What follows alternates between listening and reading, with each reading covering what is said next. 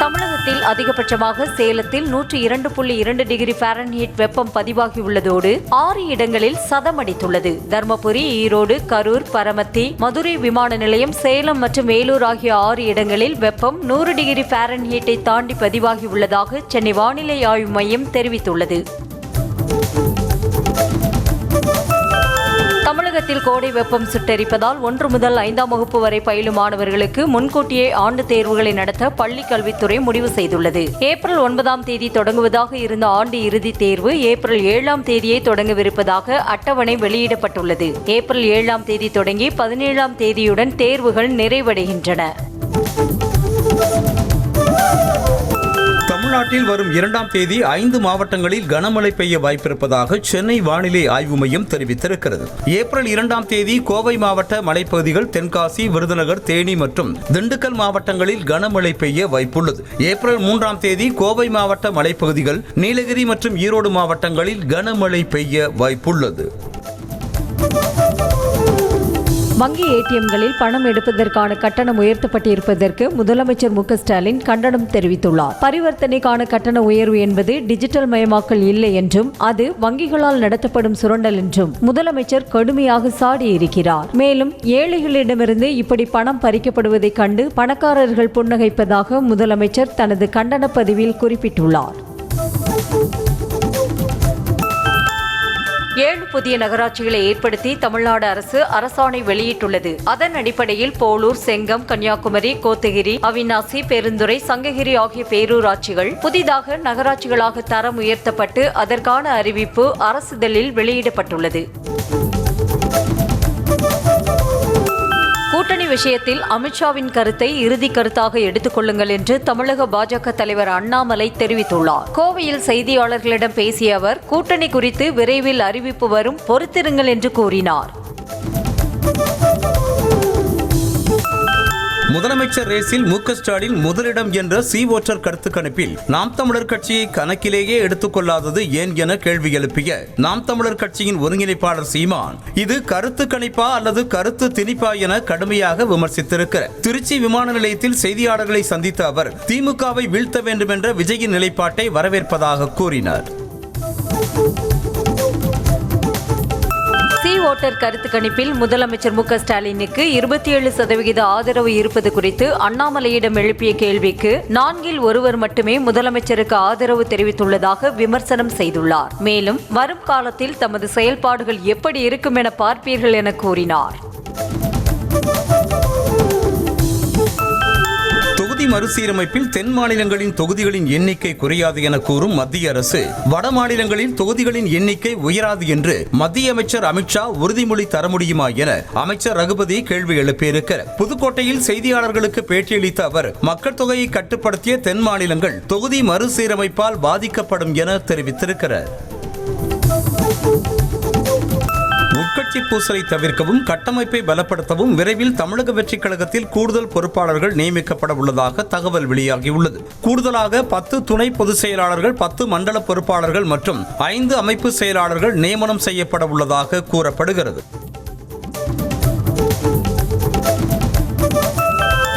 சூதாட்டத்திற்கு தடை பெறுவதில் தமிழக அரசின் நிலை குறித்து பாமக தலைவர் அன்புமணி கேள்வி எழுப்பியுள்ளார். இது தொடர்பான வழக்கை உச்சநீதிமன்றத்தில் விசாரணைக்கு கொண்டுவர வலியுறுத்தியுள்ள அவர், இதுவரை ஆன்லைன் சூதாட்டத்தால் 87 பேர் உயிரிழந்துள்ளதாகவும் இதில் 77 உயிரிழப்புகள் திமுக ஆட்சியில் நிகழ்ந்துள்ளதாக குறிப்பிட்டுள்ளார்.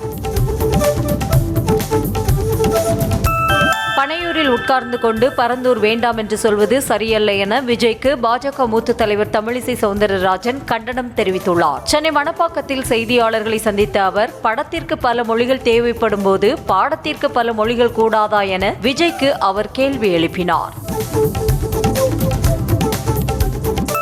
பிரதமரான பின்னர் முதலாக நாக்பூரில் உள்ள RSS தலைமையகத்திற்கு சென்ற மோடி அங்கு RSS நிறுவனர் ஹெட்கேவரின் சிலைக்கு மலர் அஞ்சலி செலுத்தினார். RSS தலைமையகத்தில் இருந்து புறப்பட்டு அண்ணல் அம்பேத்கர் புத்த மதத்தை தழுவிய தீக்ஷா பூமிக்கு சென்ற மோடி அங்கு புத்தருக்கு மரியாதை செலுத்தினார். நாக்பூரில் உள்ள சூரிய பாதுகாப்பு மற்றும் விண்வெளி நிறுவனத்திற்கு சென்ற பிரதமர் நரேந்திர மோடி ஆராய்ச்சி மற்றும் தற்போதைய முன்னேற்றங்கள் குறித்து அதிகாரிகளிடம் கேட்டறிந்தார். முன்னதாக ரோட் ஷோ நடத்திய நிலையில் பாஜக கொடியை ஏந்தியவாறு கைகளை அசைத்து ஆதரவாளர்கள் உற்சாக வரவேற்பளித்தனர். ஒடிஷா மாநிலம் கட்டாக்கில் பெங்களூரு காமாக்யா ஏசி அதிவிரைவு ரயிலின் 11 பெட்டிகள் தடம் புரண்டு விபத்துக்குள்ளானது. இந்த விபத்தில் ஒருவர் உயிரிழந்த நிலையில் 8 பேர் காயமடைந்து மருத்துவமனையில் சிகிச்சை பெற்று வருகின்றனர். இதனிடையே சீரமைப்பு பணிகள் தீவிரமாக நடைபெற்று வருகின்றன. பாஜகவை இனி ஒருபோதும் கைவிட மாட்டேன் என மத்திய உள்துறை அமைச்சர் அமித்ஷாவிடம் பீகார் முதல்வர் நிதிஷ்குமார் உறுதியளித்துள்ளார். 2 நாள் பயணமாக பீகார் சென்றுள்ள அமித்ஷா பாட்னாவில் நடைபெற்ற அரசு விழாவில் பங்கேற்ற நிலையில் மேடையில் பேசிய நிதிஷ்குமார் இவ்வாறு கூறினார்.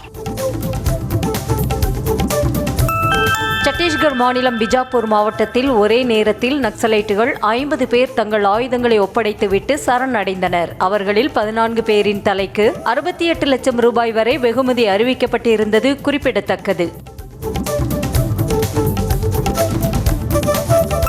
கர்நாடக மாநிலம் பந்திப்பூர் புலிகள் காப்பக வனப்பகுதியில் புலி ஒன்று தனது குட்டியை வாயில் கவ்வியபடியே சாலையை கடந்து சென்ற வீடியோ வெளியாகியுள்ளது. தாய்ப்புலியின் பின்னால் 2 குட்டிகள் தத்தி தவழ்ந்து சாலையை கடந்து சென்றன. இதனை வனப்பகுதிக்கு ட்ரெக்கிங் சென்ற சுற்றுலா பயணிகள் பிரமிப்போடு பார்த்து ரசித்ததோடு வீடியோ எடுத்து சமூக வலைதளங்களில் பதிவிட்டுள்ளனர். மராத்திய ஆண்டு பிறப்பை ஒட்டி மகாராஷ்டிராவின் மக்கள் கோலாகலமாக கொண்டாட்டத்தில் ஈடுபட்டனர். சாலைகளில் திரண்டு ஆடிப்பாடி உற்சாகமாக கொண்டாடியதோடு சாமியை ஊர்வலமாக தூக்கி சென்றனர். மும்பையில் உள்ள சாலைகளில் கொண்டாட்டங்கள் களை கட்டியது. வார விடுமுறை கொண்டாட கொடைக்கானலில் குவிந்த சுற்றுலா பயணிகள் இயற்கை அழகை கண்டு ரசித்து குடும்பத்துடன் நேரத்தை செலவிட்டு மகிழ்ந்தனர். சுற்றுலா பயணிகள் ஒரே நேரத்தில் குவிந்ததால் கொடைக்கானலில் சிறிது நேரம் போக்குவரத்து நெரிசல் ஏற்பட்ட நிலையில் சுற்றுலா தலங்களில் கூட்டம் அதிகரித்து காணப்பட்டது. வார விடுமுறை முன்னிட்டு சர்வதேச சுற்றுலா நகரமான கன்னியாகுமரியில் குவிந்த சுற்றுலா பயணிகள் சூரிய உதயத்தை கண்டு ரசித்து புகைப்படம் எடுத்து மகிழ்ந்தனர். இதனால் சன்ரைஸ் பாயிண்ட், முக்கடல் சங்கமம், பகவதி அம்மன் கோவில் கிழக்கு வாசல் உள்ளிட்ட பகுதிகளில் சுற்றுலா பயணிகளின் கூட்டம் அதிகரித்து காணப்பட்டது. குமரி மாவட்டம் திருப்பரப்பு அருவியில் குவிந்த சுற்றுலா பயணிகள் கோடை வெயிலை தணிக்க குளித்து மகிழ்ந்தனர். நீர்வரத்து குறைந்த நிலையில் அருகே உள்ள நீச்சல் குளத்தில் குழந்தைகள் குளித்து மகிழ்ந்தனர். தமிழகத்தில் பரவலாக கோடை வெயில் சுட்டெரித்து வரும் நிலையில் சேலம் மாவட்டம் ஏற்காட்டில் குவிந்த சுற்றுலா பயணிகள் அங்கு நிலவும் இதமான சூழலை அனுபவித்தபடி படகு சவாரி செய்து மகிழ்ந்தனர். சுற்றுலா பயணிகளின் வருகை அதிகரிப்பால் வியாபாரிகள் மகிழ்ச்சி அடைந்த நிலையில் அண்ணா பூங்காவில் இயற்கை அழகை கண்டு ரசித்து மகிழ்ந்தனர். பெருநகர சென்னை மாநகராட்சியில் நடப்பு நிதியாண்டிற்கான சொத்து வரி செலுத்த திங்கட்கிழமையுடன் அவகாசம் முடிவடையும் நிலையில் சொத்து வரி செலுத்த தவறும் நபர்கள் அபராத தொகையுடன் செலுத்த நேரிடும் என எச்சரிக்கை விடுக்கப்பட்டுள்ளது. சொத்து வரி நிலுவை வைத்துள்ள கடைகளுக்கு முன்பு நோட்டீஸ் ஒட்டப்பட்டுள்ளதோடு நோட்டீஸ் ஒட்டியும் வரி செலுத்தாத கடைகள் ஜப்தி செய்யப்படும் என அறிவிக்கப்பட்டுள்ளது. தமிழகத்தில் திங்கட்கிழமை ரமலான் பண்டிகை கொண்டாடப்படும் என அறிவிக்கப்பட்டுள்ளது. பிறை தென்பட்டதை அடுத்து திங்கட்கிழமை தமிழகத்தில் ரமலான் பண்டிகை கொண்டாடப்படும் என தமிழ்நாடு அரசு தலைமை காஜி அறிவித்துள்ளார். கடலூர் மாவட்டம் பண்ருட்டி பேருந்து நிலைய விரிவாக்க பணிக்காக டெண்டர் விடப்படாத 21 கடைகளை மறைத்து தடுப்பு வேலி அமைக்கப்பட்டதால் ஒப்பந்ததாரரிடம் வியாபாரிகள் வாக்குவாதத்தில் ஈடுபட்டனர். பண்ருட்டி பேருந்து நிலையத்தில் 4 கோடியே 80 லட்சம் மதிப்பீட்டில் விரிவாக்கம் செய்வதற்கான பணிகள் துவங்கியுள்ளன. இந்த நிலையில் தங்களது கடைகளை மறைத்து தடுப்பு வேலிகள் அமைக்கப்பட்டதால் அதிர்ச்சி அடைந்த வியாபாரிகள் ஒப்பந்ததாரரிடம் முறையிட்டனர். கோடை காலத்தில் வெயிலை சமாளிக்க அதிக அளவு தண்ணீரை குடிக்கவும் உயிரினங்களுக்கும் தண்ணீர் வைக்கவும் நடிகர் சூரி கேட்டுக் கொண்டுள்ளார். கோடை வெப்பத்தை தணிக்கும் வகையில் 24 மணி நேரமும் 10,000 லிட்டர் குடிநீர் வழங்கக்கூடிய குளிர்ந்த குடிநீர் மையங்களை சென்னை சைதாப்பேட்டையில் 7 இடங்களில் அமைச்சர் மா சுப்பிரமணியன் மற்றும் நடிகர் சூரி ஆகியோர் திறந்து வைத்தனர். தமிழ்நாடு பிரச்சனைகள் குறித்து அமித்ஷா என்ன பதில் அளித்தார் என்பதை எடப்பாடி பழனிசாமி விளக்க வேண்டும் என்று இந்திய கம்யூனிஸ்ட் கட்சியின் மாநில செயலாளர் முத்தரசன் தெரிவித்துள்ளார். தருமபுரியில் செய்தியாளர்களிடம் பேசிய அவர், மும்மொழி கொள்கையை திணிக்க மாட்டோம், தமிழ்நாட்டில் இருக்கும் இருமொழி கொள்கையையே ஏற்கிறோம் என்று தெரிவித்தாரா என்பதை விளக்க வேண்டும் என்று கூறினார். சென்னை பெருங்குடியில் மனைவியிடம் தவறாக நடந்து கொண்ட நண்பனை கணவன் நண்பர்களுடன் சேர்ந்து தாக்கியதில் அவர் சிகிச்சை பலனின்றி உயிரிழந்தார். இந்த சம்பவத்தில் ஈடுபட்ட அப்பு, கோகுல், ஜெகதீஷ், அஜய், பவர் ரமேஷ் ஆகிய 5 பேரையும் போலீசார் கைது செய்து விசாரணை நடத்தி வருகின்றனர். உள்ளாட்சி தேர்தலை நடத்தாமல் அரசியல் சாசனத்தை குப்பை தொட்டியில் போடுவதற்கு முதலமைச்சர் மு க ஸ்டாலினுக்கு எந்த உரிமையும் இல்லை என அறப்போர் இயக்க மாநில ஒருங்கிணைப்பாளர் ஜெயராமன் கூறினார். உரிய காலத்தில் ஊரக உள்ளாட்சி தேர்தலை நடத்தாத தமிழ்நாடு அரசு மற்றும் மாநில தேர்தல் ஆணையத்தை கண்டித்து அறப்போர் இயக்கம் சார்பில் சென்னை எழும்பூரில் உண்ணாவிரத போராட்டம் நடைபெற்றது. முதலமைச்சர் மு க ஸ்டாலின் பிறந்தநாளை முன்னிட்டு சென்னை மெரினா கடலில் நடைபெற்ற படகு போட்டியில் வெற்றி பெற்ற மீனவர்களுக்கு பரிசுகள் வழங்கப்பட்டன. போட்டியில் அயோத்தி நகரைச் சேர்ந்த மதுரை பாண்டி முதல் பரிசும், ஆறுமுகம் 2வது பரிசும், மாட்டாங்குப்பத்தைச் சேர்ந்த தேசப்பன் 3வது பரிசும் பெற்றனர். ஈரோடு மாவட்டம் பவானி அருகே நச்சு வாயு தாக்கி 2 தொழிலாளர்கள் உயிரிழந்த சம்பவம் அதிர்ச்சியை ஏற்படுத்தியுள்ளது. லட்சுமி நகர் பகுதியில் தனியாருக்கு சொந்தமான சர்வீஸ் ஸ்டேஷனில் போலிக் அமில டேங்கர் லாரி ஒன்று சர்வீஸ் செய்ய வந்ததாக கூறப்படுகிறது. அந்த லாரியை சுத்தம் செய்வதற்காக 3 பேர் இறங்கிய நிலையில் யுகானந்தவேல் மற்றும் சந்திரன் இருவரும் உயிரிழந்தனர். கள்ளக்குறிச்சி மாவட்டம் உளுந்தூர்பேட்டை அருகே அடுத்தடுத்து 2 இருசக்கர வாகனத்தின் மீது கார் மோதிய விபத்தில் 6 பேர் படுகாயம் அடைந்தனர். பாதூர் மீனா மஹால் அருகே தேசிய நெடுஞ்சாலையில் சென்னையிலிருந்து திருச்சி நோக்கி சென்ற கார் கட்டுப்பாட்டை இழந்து முன்னால் சென்ற 2 இருசக்கர வாகனங்கள் மீது மோதியது. இதில் தூக்கி வீசப்பட்டு 3 குழந்தைகள் உட்பட 6 பேர் படுகாயம் அடைந்தனர். திமுக நடத்திய 100 நாள் வேலை திட்டம் தொடர்பான போராட்டம் மக்களை திசை திருப்பு முயற்சி என முன்னாள் அமைச்சர் வைகை செல்வன் விமர்சித்திருக்கிறார். காஞ்சிபுரம் மாவட்டம் பிள்ளையார்பாளையம் பகுதியில் செய்தியாளர்களை சந்தித்த அவர், கூட்டணி கட்சிகளை சேர்த்து 40 எம்பிக்களை வைத்திருக்கும் திமுக சம்பந்தப்பட்ட மத்திய அமைச்சர்களை சந்திக்காமல் மக்களை சந்தித்து திசை திருப்புகிற முயற்சியாக ஆர்ப்பாட்டம் நடத்தியதாக அவர் சாடினார். மதுரை மாவட்டம் உசிலம்பட்டியில் காவலர் படுகொலை செய்யப்பட்ட வழக்கில் கைது செய்யப்பட்ட 3வரையும் 15 நாட்கள் நீதிமன்ற காவலில் வைக்க நீதிபதி உத்தரவிட்டார். கள்ளப்பட்டியைச் சேர்ந்த காவலர் முத்துக்குமார் கடந்த 27ஆம் தேதி கல்லால் தாக்கி படுகொலை செய்யப்பட்டார். இது தொடர்பாக பொன்வண்ணன் என்பவரை தேனியில் வைத்து சுட்டுப்பிடித்த போலீசார் தேனியைச் சேர்ந்த பாஸ்கரன், பிரபாகரன், சிவனேஸ்வரன் ஆகிய 3வரை கைது செய்தனர். மயிலாடுதுறையில் தனியார் பள்ளி மாணவி தற்கொலை விவகாரம் தொடர்பான வழக்கில் 12 வாரங்களில் குற்றப்பத்திரிகை தாக்கல் செய்ய சென்னை உயர்நீதிமன்றம் உத்தரவிட்டுள்ளது. மேலையூர் தனியார் சிபிஎஸ்இ பள்ளியில் 8ஆம் வகுப்பு படித்த சித்தர்காடு பகுதியைச் சேர்ந்த மாணவி கடந்த ஜூலை மாதம் 25ஆம் தேதியன்று பள்ளிக்கு சென்று திரும்பிய பிறகு வீட்டில் தூக்கிட்டு தற்கொலை செய்து கொண்டார். நாகையில் டாடா ஏஸ் வாகனத்தில் மீன்பெட்டியில் மீன்களுக்கு அடியில் பதுக்கி வைக்கப்பட்டிருந்த மது பாட்டில்கள் மற்றும் கடத்தலுக்கு பயன்படுத்தப்பட்ட வாகனத்தையும் போலீசார் பறிமுதல் செய்தனர். புத்தூர் ரவுண்டானா அருகே வாகன சோதனையில் ஈடுபட்டிருந்த போலீசார் மீன்களை ஏற்றி செல்லும் டாடா ஏஸ் வாகனத்தை சோதனை செய்தபோது பெட்டி பெட்டியாக மீன்களுக்கு அடியில் மது பாட்டில்கள் பதுக்கி வைக்கப்பட்டிருந்ததை கண்டுபிடித்தனர்.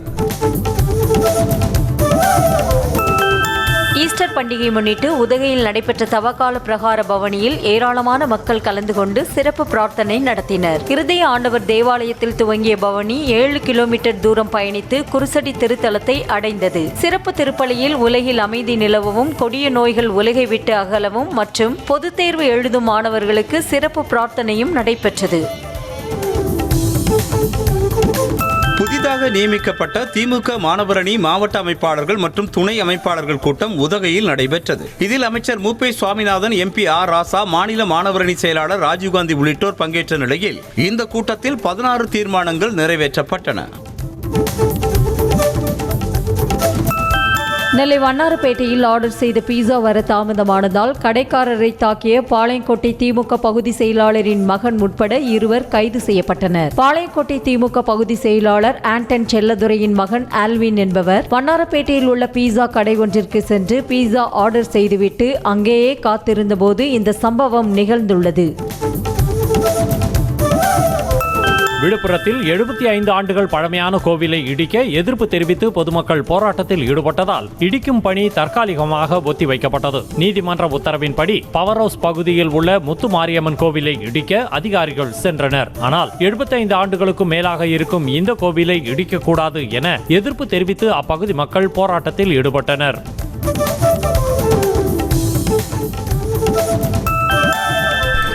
10 லட்சம் ரூபாய் வரை மதிப்புடைய பெண்கள் பெயரில் பதிவு செய்யப்படும் அசையா சொத்துக்களுக்கு பதிவு கட்டணம் 1% குறைக்கப்படும் என பட்ஜெட்டில் அறிவித்திருந்த நிலையில் தற்போது தமிழ்நாடு அரசு அதற்கான அரசாணையை வெளியிட்டுள்ளது. அதன்படி 10 லட்சம் ரூபாய் வரை வீடு, மனை, விளைநிலம் போன்ற அசையா சொத்துக்கள் பெண்கள் பெயரில் வாங்கினால் பதிவு கட்டணம் 1% குறைக்கப்படும்.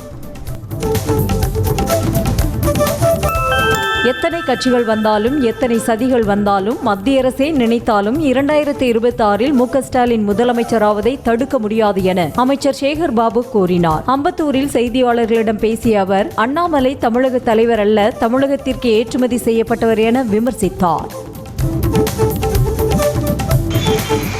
டயாலிசிஸ் இயந்திரம் வாங்க அரசு 2 மாதம் எடுத்துக்கொள்வதாக முன்னாள் நிதியமைச்சர் ப. சிதம்பரம் வருத்தம் தெரிவித்தார். சிவகங்கை மாவட்டத்திற்குட்பட்ட திருப்பத்தூர் அரசு மருத்துவமனையில் புதிதாக டயாலிசிஸ் மையம் அமைப்பதற்கு தனது நாடாளுமன்ற உறுப்பினர் நிதியில் இருந்து 1 கோடி ரூபாயை ஒதுக்கீடு செய்த ப. சிதம்பரம் அதற்காக தேர்வு செய்யப்பட்ட இடத்தை இன்று பார்வையிட்டார்.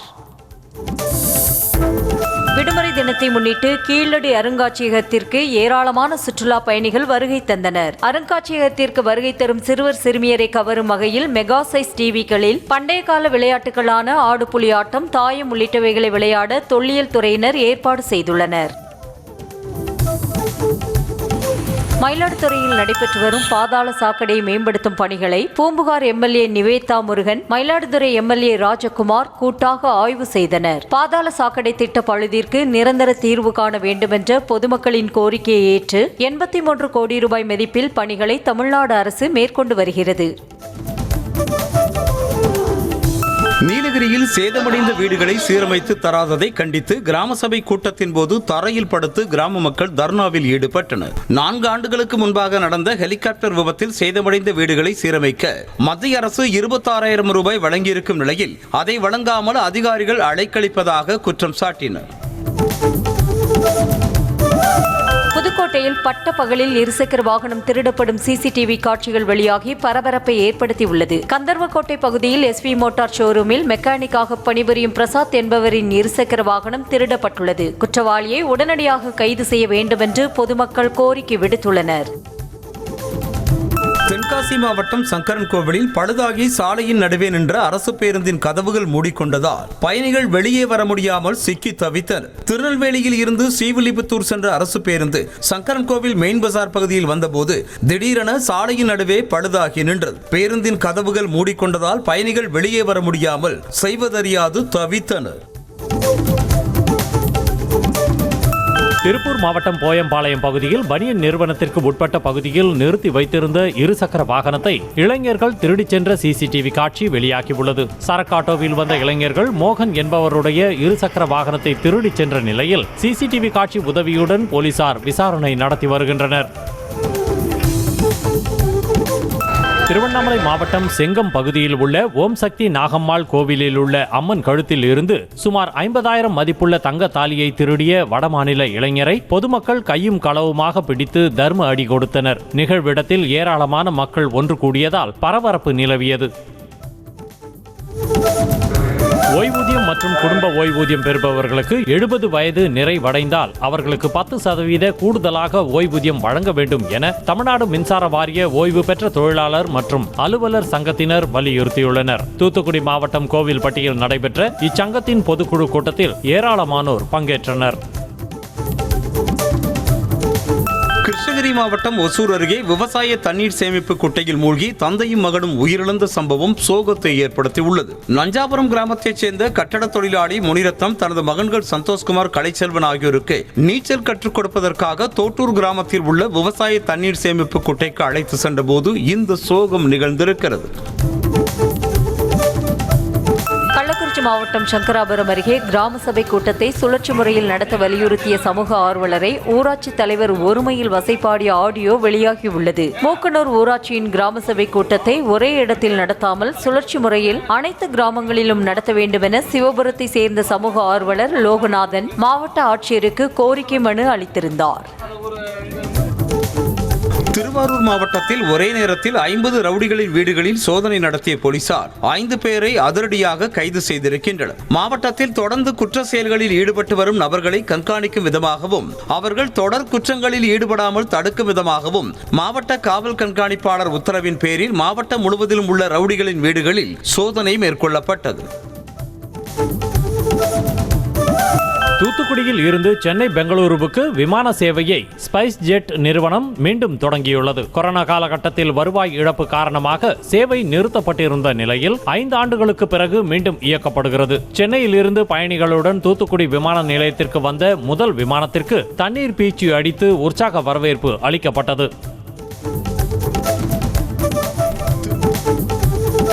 மியான்மரை புரட்டி போட்ட நிலநடுக்கத்தால் பலியானோரின் எண்ணிக்கை 2000-ஐ கடந்த நிலையில் உயிரிழப்புகள் மேலும் அதிகரிக்கும் என அஞ்சப்படுகிறது. இடிந்து தரைமட்டமான கட்டட இடிபாடுகளில் இருந்து தோண்ட உடல்கள் வருவதால் மீட்புக் குழுவினர் மற்றும் பொதுமக்கள் அதிர்ச்சி அடைந்துள்ளனர்.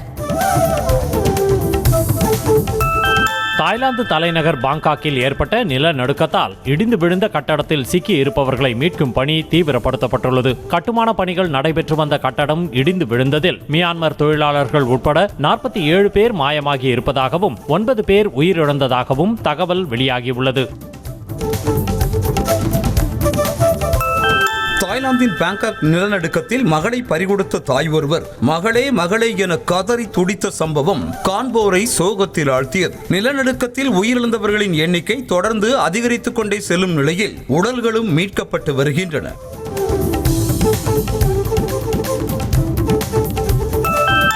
அமெரிக்காவின் மின்னேசோட்டாவில் சிறிய ரக விமானம் வானில் இருந்து வீட்டின் மீது விழுந்து எரிந்து விபத்துக்குள்ளானது. தொழில்நுட்ப கோளாறு காரணமாக இந்த விபத்து ஏற்பட்டதாக கூறப்படும் நிலையில் விபத்தில் விமானி உயிரிழந்தார். வீட்டில் இருந்தவர்கள் உயிர் தப்பிய நிலையில் இந்த விபத்து குறித்து விசாரணை நடைபெற்று வருகிறது.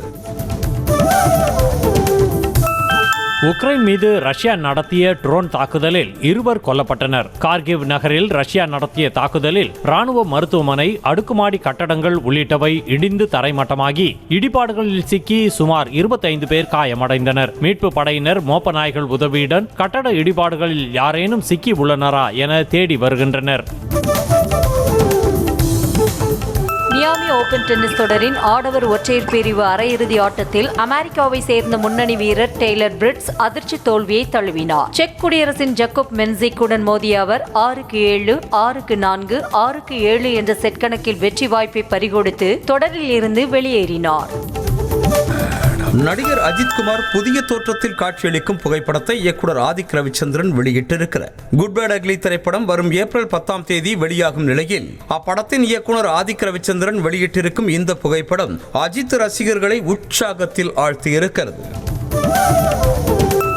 அஜித் நடிப்பில் உருவாகியிருக்கும் குட் பேட் அக்லி திரைப்படத்தின் 2வது சிங்கிள் வெளியானது. ஜிவி பிரகாஷ் இசையில் அனிருத் பாடிய காட் பிளஸ் யூ பாடலை பார்த்து ரசிகர்கள் அதிகம் பகிர்ந்து வருகின்றனர். வரும் 10ஆம் தேதி இந்த திரைப்படம் திரையரங்குகளில் வெளியாக உள்ளது குறிப்பிடத்தக்கது.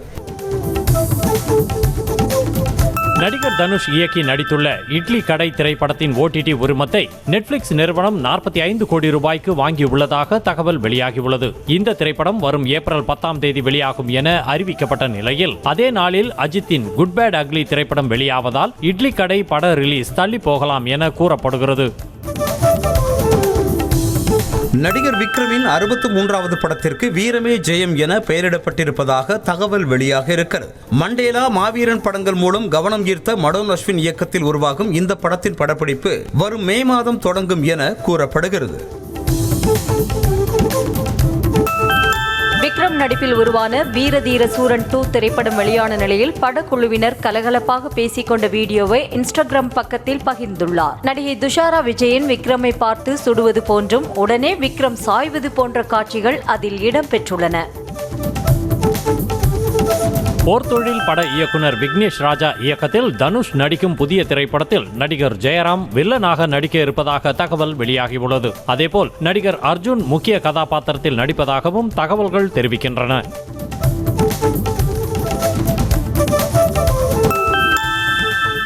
நடிகர் சூர்யாவும் அவரது மனைவி ஜோதிகாவும் தங்களது திரையுலக நண்பர்களுக்கு பார்ட்டி கொடுத்துள்ளனர். அதில் நடிகைகள் த்ரிஷா, ரம்யா கிருஷ்ணன், ராதிகா சரத்குமார், டிவி தொகுப்பாளினிகளான டிடி நீலகண்டன், விஜே ரம்யா, நடன இயக்குனர் பிருந்தா ஆகியோர் கலந்து கொண்டனர். பார்ட்டியில் எடுக்கப்பட்ட புகைப்படங்கள் சமூக வலைதளங்களில் பரவி வருகின்றன. மோகன்லால் நடிப்பில் பிருத்திவிராஜ் இயக்கத்தில் வெளியான எம்புரான் திரைப்படத்தில் 17 காட்சிகளை நீக்க திரைப்பட சான்றிதழ் வாரியம் உத்தரவிட்டுள்ளது. வெளியான 2 நாட்களில் 100 கோடி ரூபாய் வசூலை தாண்டியதாக கூறப்படும் எம்புரான் திரைப்படம் கேரளாவில் பலத்த அரசியல் அதிர்வுகளை ஏற்படுத்தியுள்ளது.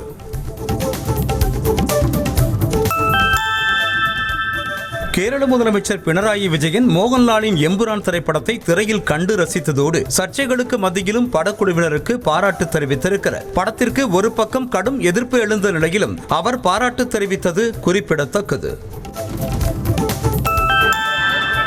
தெலுங்கு வருட பிறப்பை முன்னிட்டு தஞ்சை பெரிய கோவிலில் பெருவுடையார் பிரகன்ன நாயகி மற்றும் நந்தியம் பெருமானுக்கு நடைபெற்ற சிறப்பு பூஜையில் ஏராளமான பக்தர்கள் பங்கேற்று சாமி தரிசனம் செய்தனர். வார விடுமுறை தினம் என்பதால் கோவிலில் பக்தர்களின் வருகையும் அதிகரித்து காணப்பட்டது.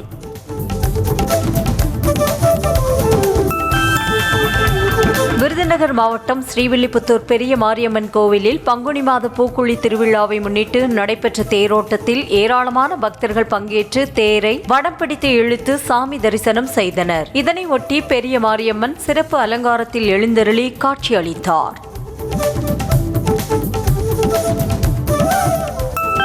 திருப்பூர் மாவட்டம் திருமுருகன்பூண்டியில் உள்ள திருமுருகநாத சுவாமி கோவிலில் சனிப்பெயர்ச்சி பரிகார சிறப்பு யாக வேள்வி மற்றும் சிறப்பு பூஜை நடைபெற்றது. இதில் அப்பகுதியை சேர்ந்த பக்தர்கள் பங்கேற்று சாமி தரிசனம் செய்தனர். திருச்சி மாவட்டம் திருவானைக்காவல் ஜம்புகேஸ்வரர் அகிலாண்டேஸ்வரி கோவில் பங்குனி தேரோட்டம் வெகு விமர்சையாக நடைபெற்றது. மண்டல பிரம்மோற்சவ விழா கடந்த 8ஆம் தேதி பெரிய கொடியேற்றத்துடன் தொடங்கி ஏப்ரல் 15ஆம் தேதி வரை நடைபெறவுள்ள நிலையில் முக்கிய நிகழ்வான திரு தேரோட்டம் இன்று நடைபெற்றது. இதில் கலந்து கொண்ட ஆயிரக்கணக்கான பக்தர்கள் தேரை வடம் பிடித்து இழுத்து மனமுருகி சாமி தரிசனம் செய்தனர்.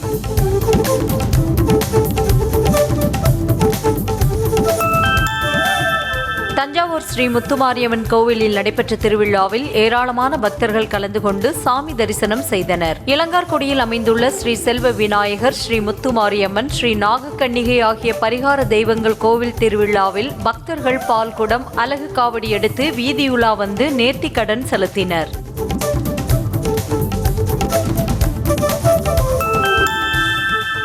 தொடர் விடுமுறையை ஒட்டி திருச்செந்தூர் முருகன் கோவிலில் திரளான பக்தர்கள் சாமி தரிசனம் செய்தனர். அதிகாலை முதலே கடல், நாளிக்கிணறு புனித தீர்த்தத்தில் நீராடிய பக்தர்கள் சுமார் 5 மணி நேரத்திற்கு மேலாக காத்திருந்து நீண்ட வரிசையில் நின்று சாமி தரிசனம் செய்தனர். அதிகாலை 4 மணிக்கு கோவில் நடை திறக்கப்பட்டு விஸ்வரூப தீபாராதனையும் உதய மார்த்தாண்ட அபிஷேகமும் நடைபெற்றது.